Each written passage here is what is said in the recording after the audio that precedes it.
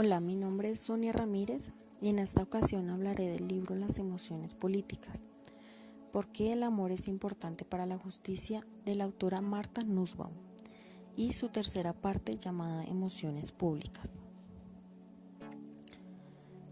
En esta parte del libro se habla de la realidad contemporánea de países como Estados Unidos y la India, con representantes importantes de estos como Washington, Lincoln, Martin Luther King, Gandhi y Nehru.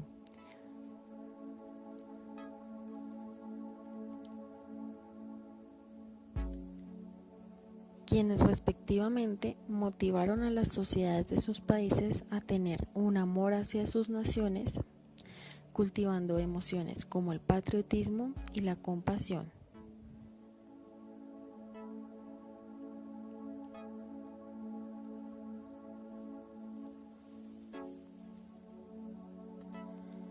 En el caso de Estados Unidos, se buscaba fundar una nación de iguales.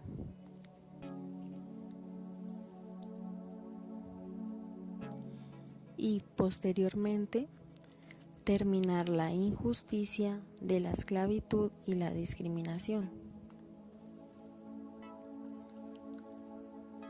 En la India se buscaba forjar una nueva nación.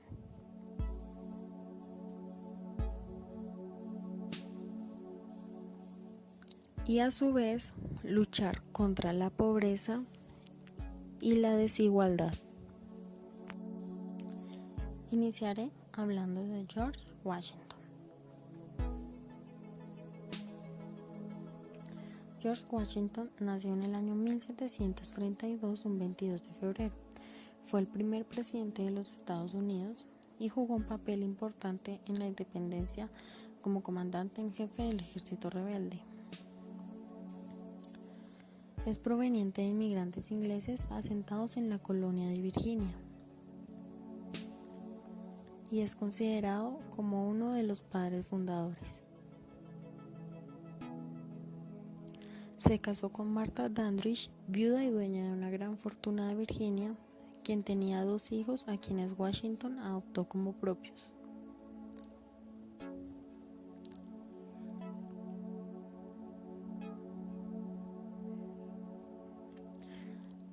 Luego de la independencia, en 1789 fue elegido presidente y posteriormente reelegido. Su gobierno centrado en la puesta en práctica de un modelo liberal y basado en el derecho del pueblo a elegir.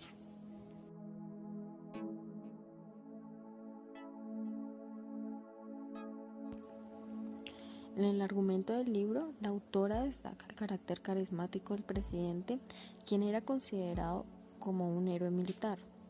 Al finalizar la guerra de independencia, tenía la tarea de fundar una nación basada en los ideales republicanos e imaginando la vida sin un rey. Se enuncian algunos ejemplos, entre los que se destacan su forma de ser con los soldados, demostrando gestos humanos igualitarios, sus paseos a pie en las calles de Nueva York como un ciudadano normal, y su forma de vestir demostraba su apoyo a la industria norteamericana.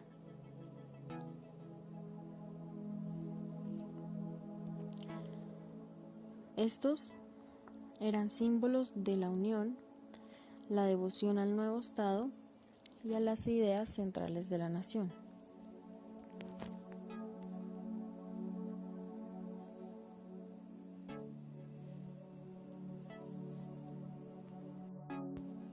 En la ciudad de Washington hay un monumento dedicado a su memoria, constituido por un obelisco como un símbolo abstracto relacionado con sus vínculos masónicos. Este obelisco tiene una forma ascendente que representa las metas elevadas de la nación y está constituido por bloques que representan los estados de la Unión.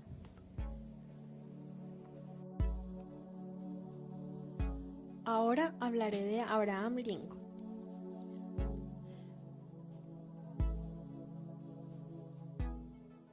Abraham Lincoln nació un 12 de febrero del año 1809 en Hopkinsville, Kentucky.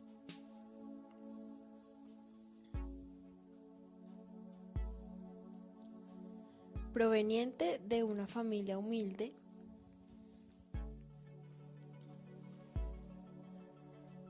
estudió Derecho y ganó reconocimiento en la política gracias al uso de la retórica y la oratoria en el discurso para dirigir a la opinión pública.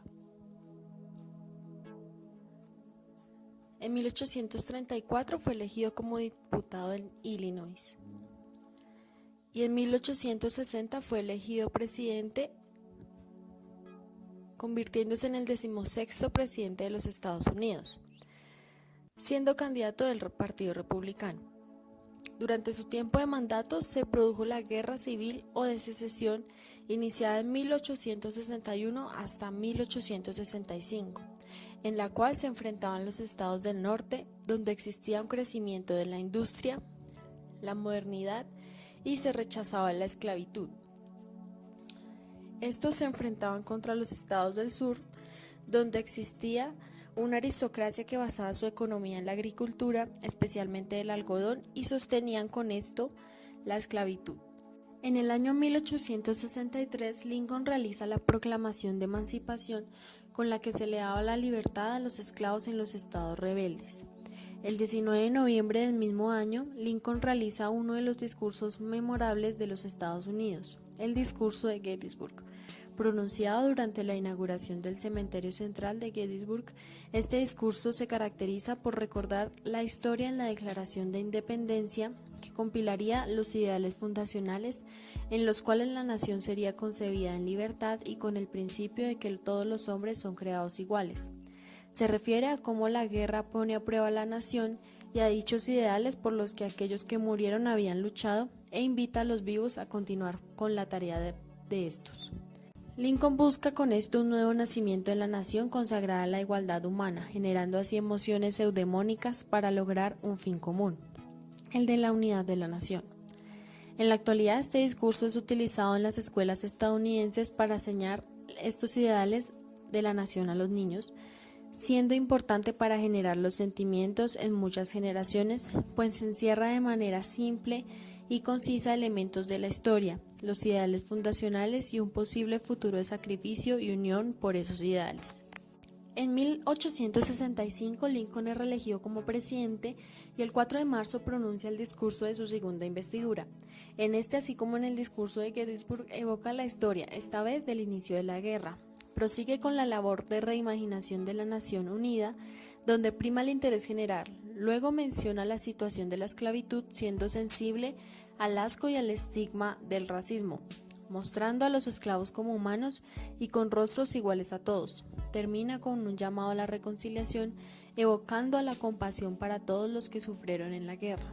Con estos discursos, Lincoln construye un patriotismo interpretativo que permite sostener unos ideales y emplearlos para criticar errores históricos, así como para aspirar a un futuro de paz y justicia universales. Lincoln fue asesinado el 9 de abril de 1865 por un actor llamado John Wilkes Booth, simpatizante de los estados del sur, durante una obra de teatro en Washington. El duelo vivido por el país fue generalizado y como muestra de ello el poeta Walt Whitman escribe el poema La última vez que florecieron las lilas en el patio, donde se muestra el peso de la tragedia nacional por la guerra, por la pérdida de un líder como Lincoln, y muestra cómo la lucha por los ideales debe resurgir en el amor nacional. En el Mall de Washington, D.C., está ubicado el Lincoln Memorial, en el cual se encuentran los textos de los dos discursos mencionados anteriormente y la escultura del presidente Lincoln cabizbajo y con sufrimiento,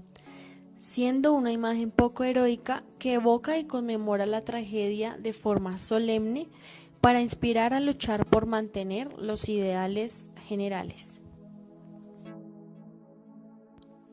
Continuaré con Martin Luther King.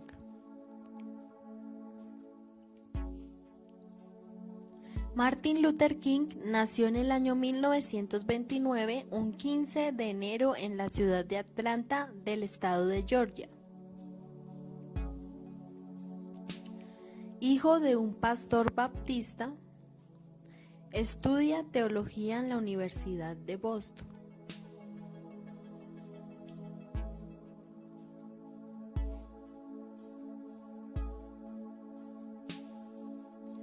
En el año 1953 se casa con Coretta Scott, con quien tiene 4 hijos. En el año 1954 se convirtió en pastor de la iglesia Dexter Avenue en Montgomery, Alabama.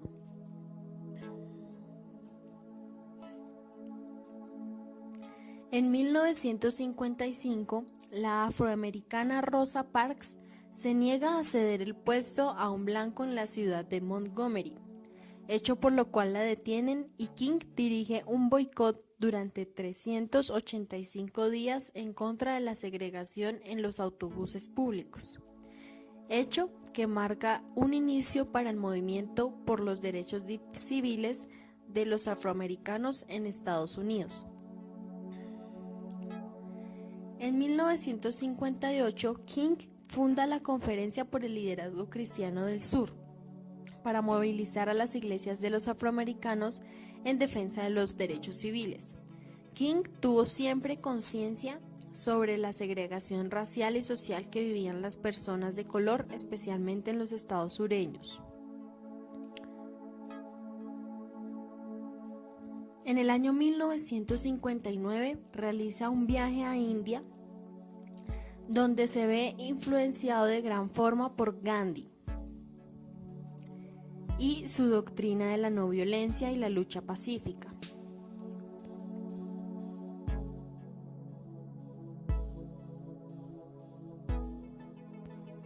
Otra influencia que Martin Luther King tuvo fue Henry David Thoreau y su teoría de la desobediencia civil al predicar la transgresión pacífica con actos de protesta de las leyes racistas Jim Crow en los estados sureños.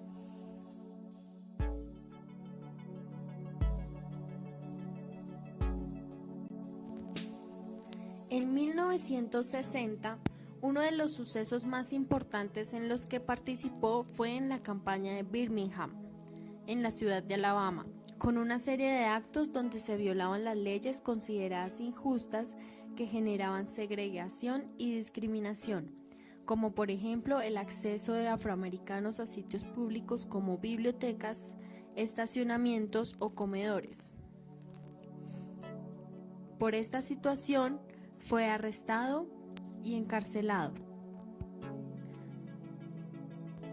El 28 de agosto de 1963, King encabezó una gigantesca marcha que contó con más de 250,000 personas en Washington, que se dirigieron al Lincoln Memorial, donde allí King pronuncia su más célebre discurso, I Have a Dream, o Tengo un sueño en español, haciendo uso de su gran capacidad de oratoria y recordando la historia. Se refiere a la proclamación de emancipación hecha 100 años antes, diciendo que aún pasados esos años el negro aún no era libre y que existía segregación y discriminación en la sociedad. Luego alude a la Declaración de Independencia, enunciando que esta es como un pagaré hecho a los estadounidenses, los cuales tienen derechos inalienables a la vida, la libertad y la búsqueda de la felicidad, pero que para los negros este cheque no tenía fondos e iban a cobrarlo, relacionando así la rectitud financiera característica del estadounidense, y a su vez dando una crítica a que dichos ideales del pasado no se cumplían y que en ese momento se vivía en una realidad injusta, analizando así y reflexionando la historia de manera similar a como lo hizo Lincoln en su discurso de Gettysburg. Invita también a luchar sin violencia, poniendo al pacifismo como majestuoso y elevado, tal como lo enseñaba y demostraba Gandhi, quien tanto lo inspiró. Luego, utiliza una frase, yo tengo un sueño, para imaginar un futuro donde todos los estadounidenses participaran juntos hacia una igualdad y una justicia. Usa elementos de la geografía nacional de los Estados Unidos para hacer física la imagen del país y vincularla con elementos morales. Por último, hace referencias universales con el énfasis en una igualdad ante Dios y la libertad de todos los seres humanos hijos de Él. Así como lo hizo Lincoln, King demostró admiración por los ideales fundacionales, haciendo una crítica al presente en el que vivía y relacionando este con el desarrollo de dichos ideales. De esta forma invita a una reflexión en todas las generaciones para analizar su realidad y preservar los derechos fundamentales. Los esfuerzos de King tuvieron el objetivo de generar esperanza y una nueva esencia de la nación. Estos tuvieron frutos en el periodo presidencial de Lyndon Johnson con la Ley de los Derechos Civiles que promulga la igualdad de todos los seres humanos.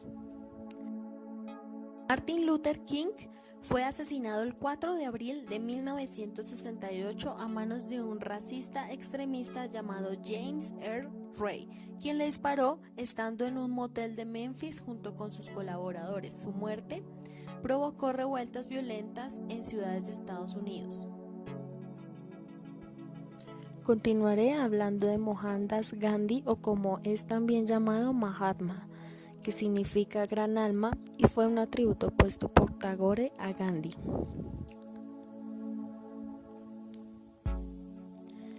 Gandhi nació en 1869, un 2 de octubre.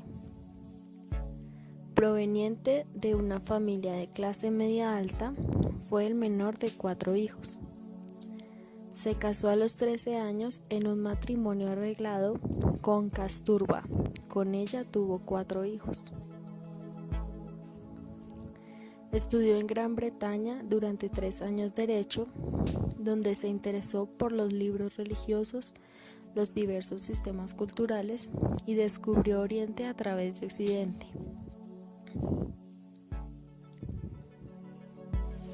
Allí aprendió las bases de la desobediencia civil de Thoreau, teoría que llevó a la práctica y le ocasionó ir a la cárcel, situación que decidió afrontar con sacrificio, dignidad y fortaleza.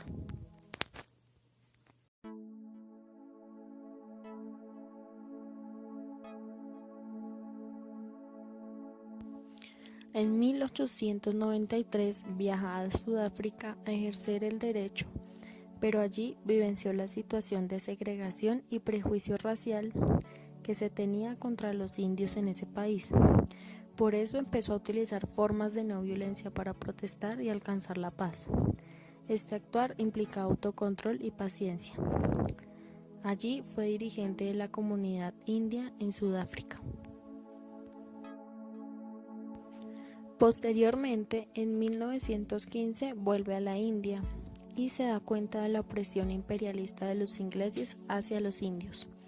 Se opone a la ley buscando por medio de protestas pacíficas la igualdad, la unión del pueblo indio, la pluralidad de religiones como musulmanes e hindúes, la unión entre obreros y mercaderes, la unión de diversas castas y dando un ejemplo de humildad como su frase, ser el más pobre entre los pobres.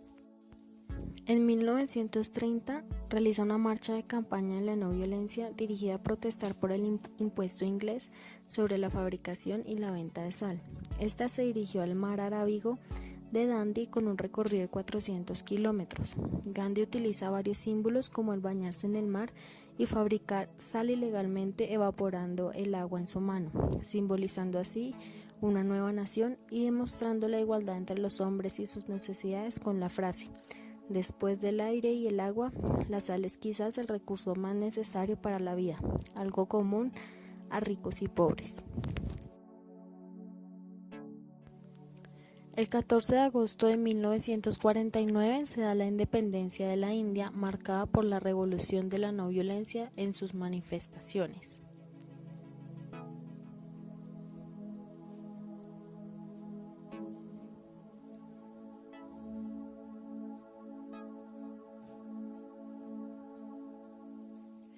Básicamente, el ideal de Gandhi radicaba en fundar una nación solidaria, plural con sus religiones, incluyente con los más pobres, donde se valora la verdad y se respeta la libertad de todos los hombres.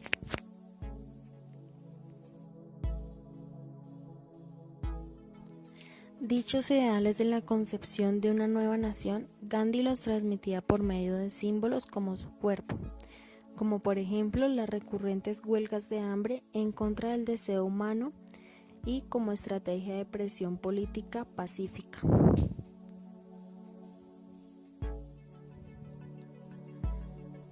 La castidad en apoyo a la igualdad de género y la virilidad no violenta.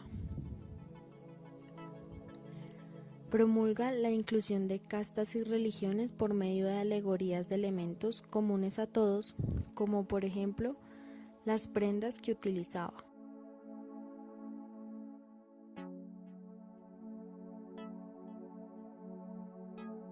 Estas prendas demostraban la simplicidad y la humildad. Eran hechas con khadi, un tejido hilado casero propio de la India.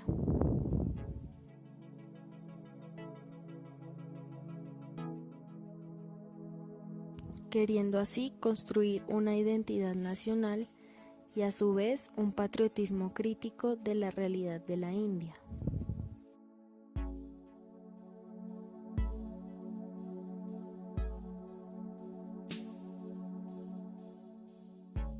En 1948, un 30 de enero, Gandhi es asesinado por un joven hindú.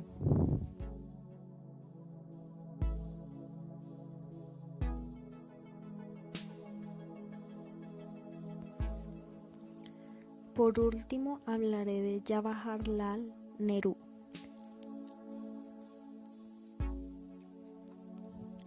Nehru nació en 1889 en Nueva Delhi.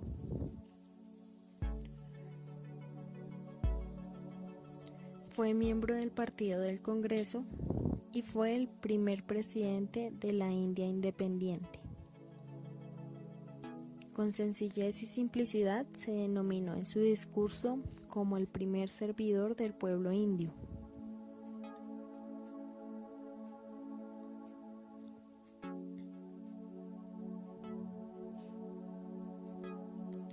Durante su mandato buscó mantener una neutralidad frente a los dos grandes bloques mundiales, haciendo parte de los no aliados. Su propósito era construir una idea de nación nueva basada en la igualdad y la justicia.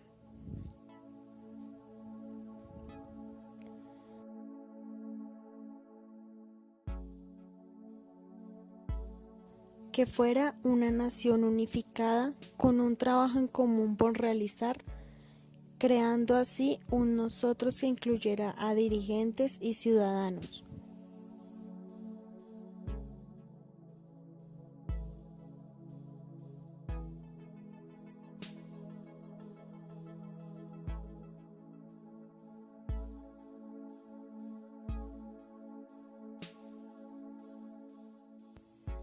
Buscaba erradicar el sufrimiento humano, así como lo enseñaba Gandhi y una de sus famosas frases: secar hasta la última lágrima de los ojos de todos los que lloran, es decir, generando una compasión extendida a todas las clases sociales, religiones y castas para una justicia social. De esta forma terminó de exponer cómo estos importantes personajes influyeron en la sociedad con diferentes formas de transmitir la compasión y el patriotismo para buscar cumplir ideales y objetivos nacionales y universales, construyendo así una cultura